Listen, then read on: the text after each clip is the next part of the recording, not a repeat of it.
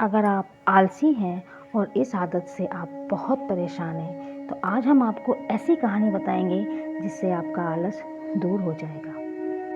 एक समय की बात है, एक व्यक्ति बहुत आलसी था। सभी लोग उसके आलस से परेशान रहते थे। एक दिन वह दुखी होकर एक पेड़ के नीचे बैठ गया। तभी वहाँ बौद्ध भिक्षु वहाँ से निकले और उन्होंने पूछा कि तुम यहाँ पर दुखी होकर कैसे बैठे हो। तभी उसी व्यक्ति ने कहा, मुनिवर, मैं बहुत आलसी व्यक्ति हूँ। बौद्ध भिक्षु बोले, तुमको कैसे पता कि तुम आलसी हो? वह बोला, मैं ही नहीं, मेरे परिवार वाले, गांव वाले भी यही कहते हैं कि मैं आलसी व्यक्ति हूँ।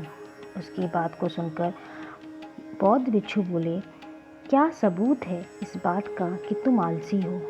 वह व्यक्ति कहता है, मुनिवर, मैं आपको ऐसे कई तथ्य बता सकता हूँ जिससे आप भी कहेंगे कि मैं आलसी हूँ।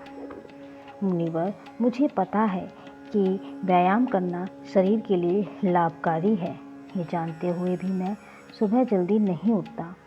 और उसके बाद ये बात सुनकर बौद्ध भिक्षु उससे कहते हैं, क्या तुम जानते हो कि आलस क्या होता है? तब वह व्यक्ति कहता है, ये तो नहीं जानता, लेकिन यह जो आदत होती है वह बहुत खराब होती है।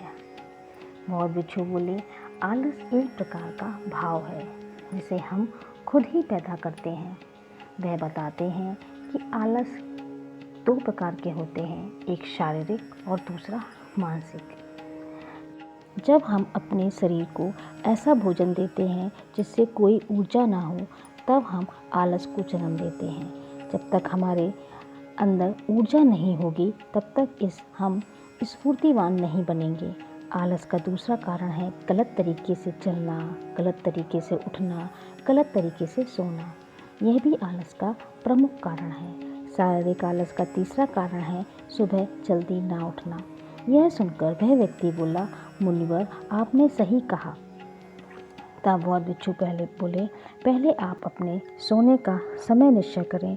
और उन्होंने कहा कि जब तक आप अनुशासन का पालन नहीं करेंगे, आलस को जन्म ही देंगे। दूसरा मानसिक आलस वह होता है जैसे हमारी संगत होती है। अगर मान लीजिए कोई व्यक्ति है जो बहुत आलसी है, आप उसके साथ उठेंगे, बैठेंगे, खाएंगे, पिएंगे, तो आप भी आलसी हो जाएंगे। यह बात सुनकर वह व्यक्ति बोला, मुनिवर, मैं आपकी इस बात से सहमत हूँ। तीसरा मानसिक आलस है मन का स्पष्ट ना होना। मान लो तुम एक वन में हो और तुम बहुत आराम से चलते हो, लेकिन रात होने वाली होती है और उसी समय तुम रास्ता भटक जाते हो। तब तुम क्या करोगे?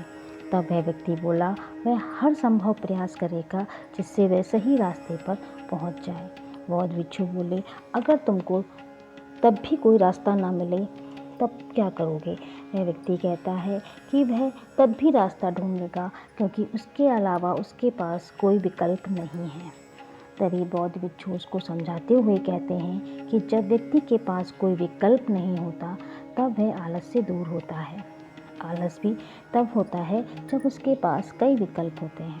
बौद्ध भिक्षु ने कहा कि आलस तब भी आता है जब हमारे पास काम करने की कोई वजह नहीं होती।